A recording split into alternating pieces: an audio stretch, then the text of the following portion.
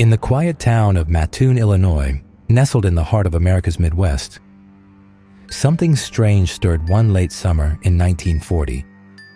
A phantom moved through the streets, unseen and unheard, leaving behind only terror, confusion, and a sickening, sweet smell. This is the chilling story of the Mad Gasser of Mattoon, a mystery that has baffled investigators, psychologists, and conspiracy theorists for over 80 years. Was it mass hysteria, a chemical attack, or something far stranger? It all began on August 31st, 1944.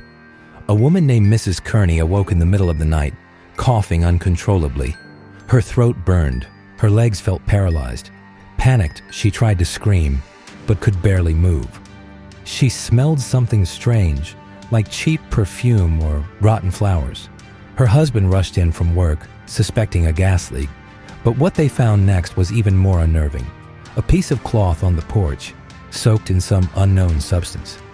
Within days, the attacks spread like wildfire. Dozens of people, men, women, even children, reported waking up with the same symptoms: nausea, burning throats, partial paralysis, and the same haunting odor. Some theorized the attacker used ether or chloroform, common anesthetics during wartime. But how could someone gas entire households without being seen? Was it one person or an organized group?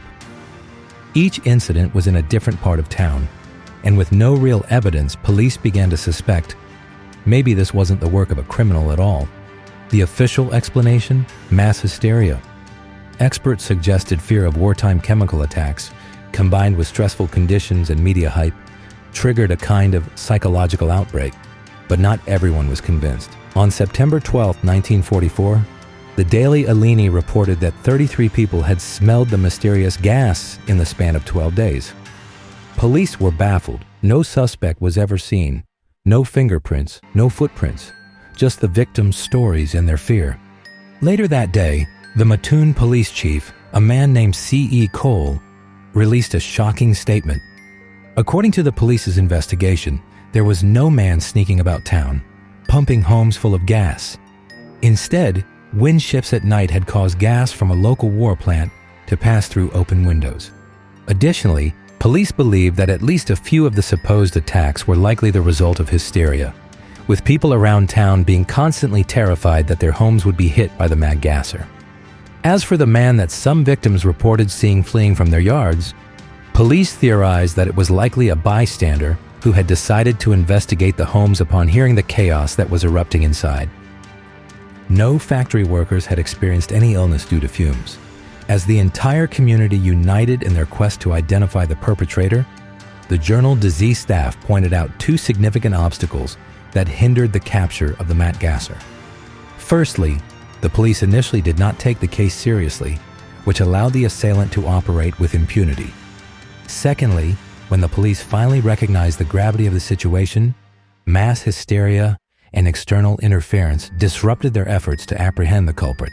Despite no arrest being made and a decline in reported attacks, there remained a division among authorities regarding the existence of the Gasser.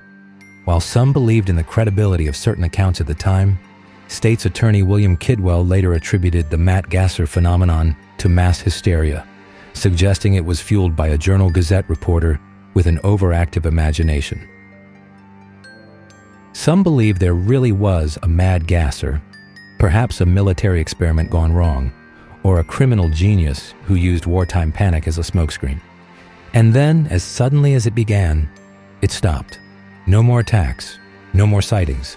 The Mad Gasser of Mattoon vanished into thin air, leaving only questions behind. Officially, the case was closed, but for those who lived through it, the fear never really left.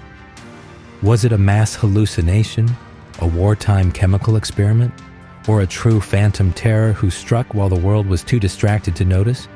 We may never know who or what gassed the town of Mattoon, but one thing's for sure: when the wind shifts and the air smells just a little too sweet, the town remembers. What do you think happened in Mattoon? Let us know in the comments. Like, subscribe, and hit the bell for more strange mysteries from history.